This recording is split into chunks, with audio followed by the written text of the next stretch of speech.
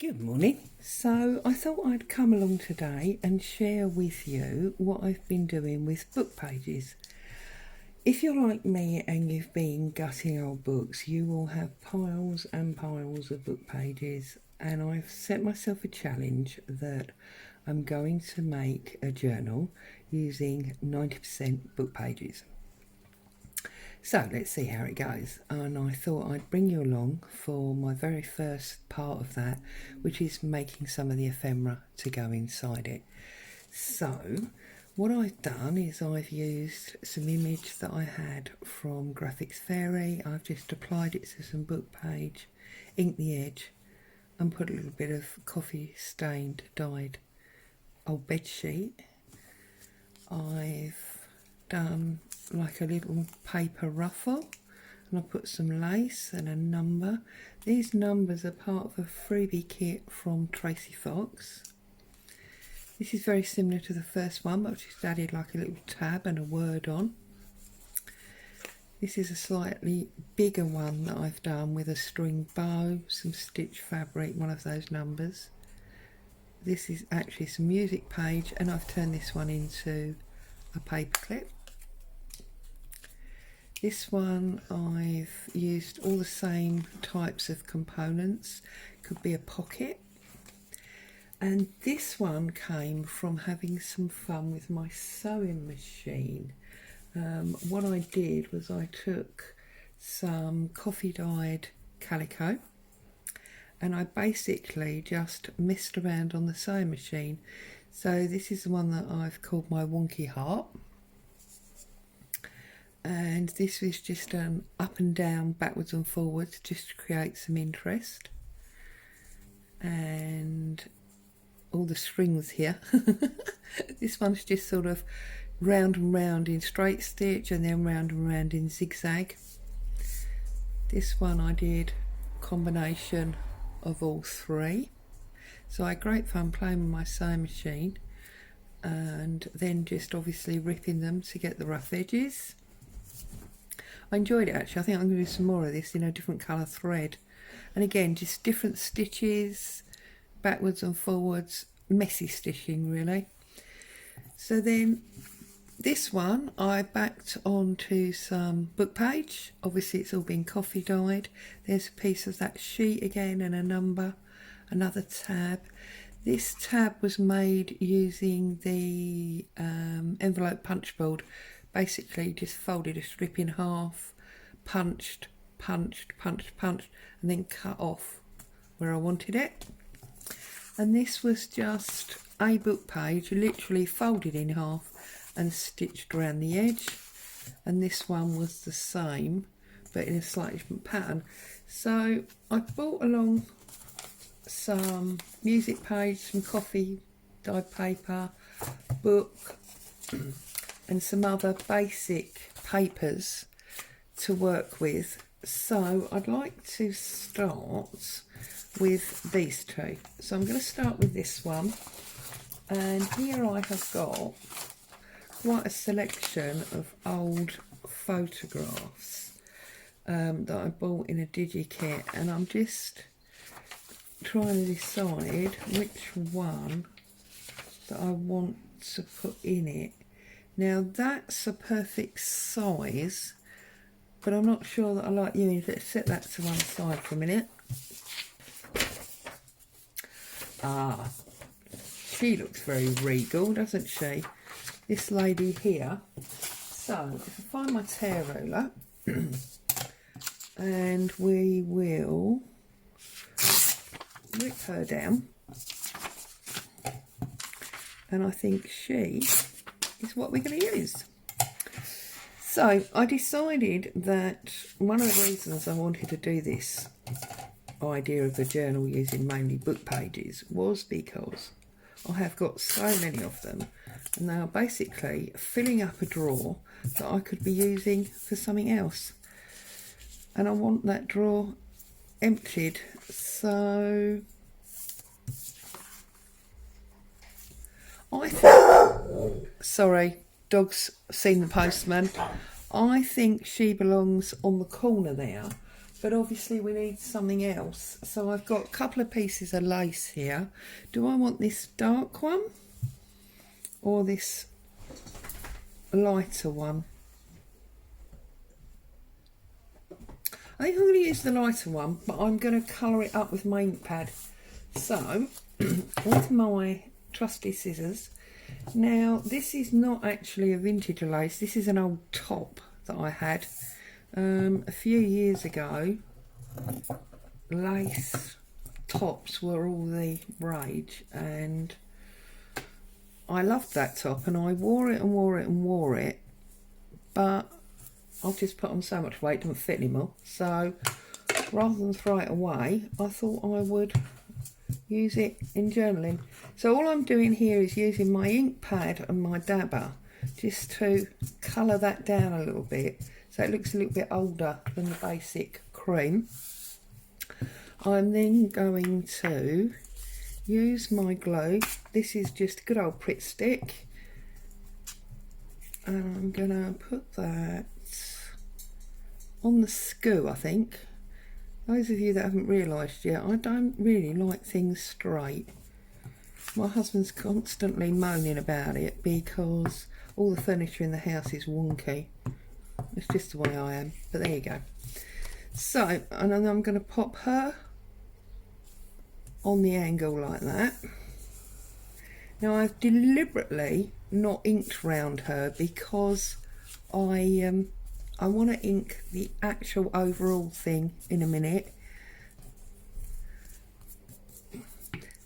Right, so that's made that quite interesting for me, but I feel like we need something along the top there. So, rummaging through what I've got on the table next to me, I wonder if one of these might be a good idea. Now, this page is part of Artie May's, I believe it's called Ephemera Tickets or something along those lines. But if you go to her web page or her Etsy, I'm sure you'll find it without much problem at all. Trim that off because that's got a bit of white on it. And I'm thinking maybe actually if I pull that back up and we pop that up there, yeah, that's good. So then I'm just gonna put a bit of glue on here.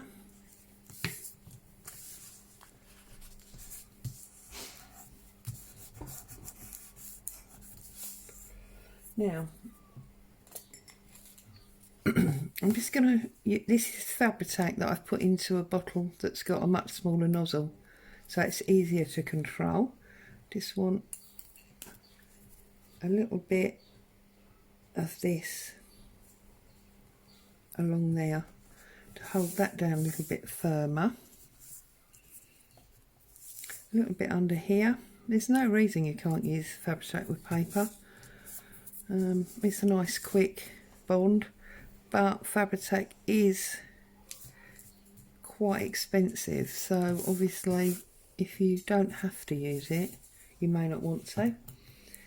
So now this one I can obviously choose to use as a large pocket because I can stick it on the three sides, or those three sides, so I can come in this way or this way.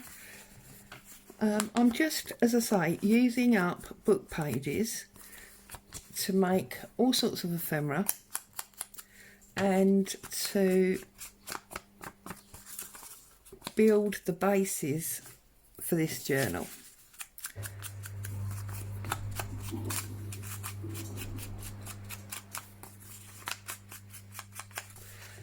So, anybody else lucky enough to be crafting today, or are you working? Or I've got a sneaky day off of work because although I have work to do, I am waiting for deliveries for component parts.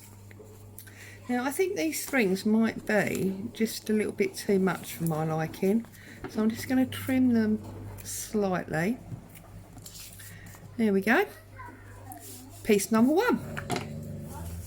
Now when I use my book pages, I'm conscious that obviously it is quite thin paper, so I like to glue 2 together. So all I do is literally take my Pritt stick and I go all the way around the edge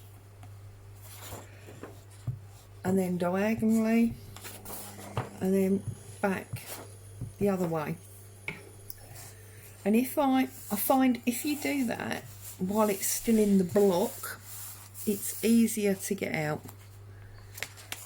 And just pull off the 2 together, and then it's that little bit firmer. And I particularly like this book because it's got this lovely orange edge from natural aging. I'm afraid now, because the cover's gone, I couldn't even tell you what this book was, but hey ho. So what I'm going to do now is I'm going to chop him down the middle like so, and I'm going to pinch one of my fabrics that I did the stitching on. This one's quite nice, and I'm going to look at putting this on here.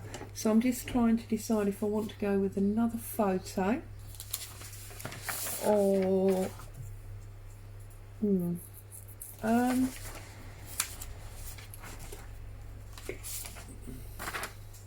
this lady looks quite austere. Let's have her. So I'm going to have this lady here. This is fast looking like it's going to be book pages and photographs. But I suppose there's no real problem with that, is there?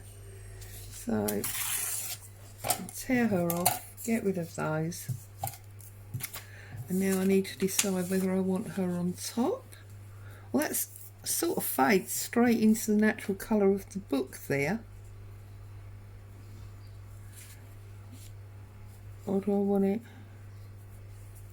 that way? Or do we want to come that way? Oh, the decisions, such hard work. Well, we lost that line of stitching now, haven't we? No, it needs to go back this way. See, here we go on the angle again. Can't help myself. I think I'm going to go like that, and then I'm going to find another one of these. Trouble is, I didn't really want too much colour. I wanted to stick to this sort of browny theme.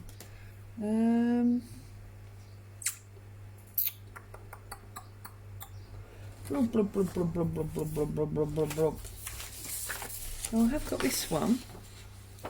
That's sort of orangey browny. Let's see if that'll work. Let's have a bit of that. So let's pull a piece of him off. Him, I don't know why it's a him. Why would paper be a him? Or a her? Surely it's just inanimate. Anyway, enough rambling.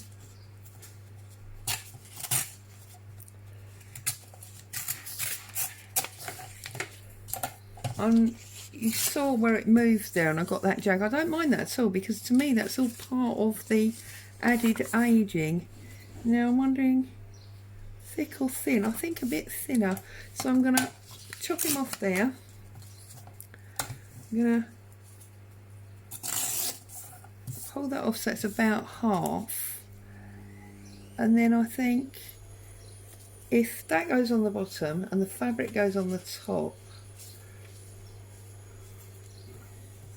that's going to work on there. So I'm going to ink up my edges as we do.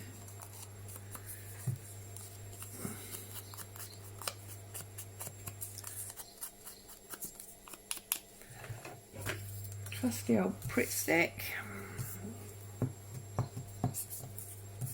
Now of course there's no reason you couldn't re-stitch round these, having already stitched on the fabric. It would just sort of reunite the whole thing again. You see, now I think I'm going to do that fabric straight, so that's on that angle there. So let's glue on the back of these threads. Whoops, too many threads, see? Right, we're going to do them completely straight now. Just make sure that's straight. I'm going to deliberately pull the threads over that side, and then we've got her, you see, on the angle there. And I think if I lift her up, then I can put a little something down there, maybe another one of those numbers. So there you go, photos, numbers and book pages. That's what we're brewing here, isn't it? And I was thinking about the cover, and I thought it might be nice to take different book pages of different size and open space font, and basically just make a huge collage of sort of 1 or 2 inch pieces. I know it's not new, I'm sure people have done it before. I'm just using up book pages and seeing what I can do in regards to getting rid of as many of them as possible, but at the same time being as creative as I can. So rather than just cutting them all in squares and making pockets or backgrounds for pockets, it gives me an opportunity to well, just have a bit of fun with it, really, because at the end of the day, what is the point if it's not fun? I think, having said a number, I might go for a bit more of this lace. I might leave it cream this time. Oh, actually, look at that, I've all but cut a clever circle there. Let's just, we want it more on an angle, don't we? Oh yeah, no, it's not right. It needs to be coloured. So we're colouring back up again. As you can see, I'm very bad. I don't look after my table, which is why my poor husband, bless him, has to re-sand it every 5 minutes to get me a clean surface. One of these days, the table's going to be so thin it will just snap. But there you go. Or he'll just refuse to do it, and I'll be working on a table that's like 10 foot deep with layers of glue and remnants of crafting all over it. Oh, what a price we pay. Never mind. There we go. So that on there, and then looking for one of these numbers from this set. Aha, there's one.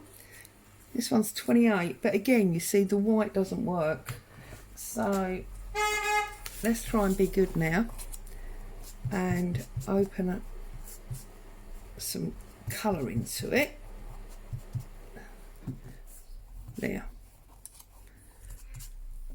we go.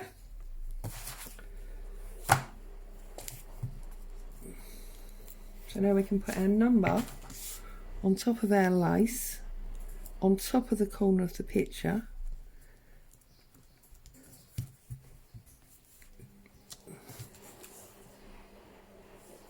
That's quite good, I quite like it. And we can add the extra ink around the edge, and then we decide whether it becomes a huge pocket or whether it's just a tuck spot. Oh, you can probably hear my washing machine going as well now. I'm trying to do 10 jobs at once here. I've got a cake in the oven, which will probably be a disaster because I never was a cake maker and end up getting fed to the dog. But anyway, I've got the washing going, I'm crafting with you guys, and all because I don't have to go to work. It's awesome. I better not admit that I'm actually doing it all in my PJs, because that would be a step too far really, wouldn't it? What is it they say? Overshare. Okay, so that's given you a little idea of what I'm doing. I'm going to carry on doing these off film, and I will come back with you over the next couple of days. Sorry, I'm just fiddling here. There's some more of this ruffle. I'll come back to you over the next few days and we'll work on the journal cover. So have a great day, enjoy your crafting, stay safe, and I'll see you soon. Bye for now.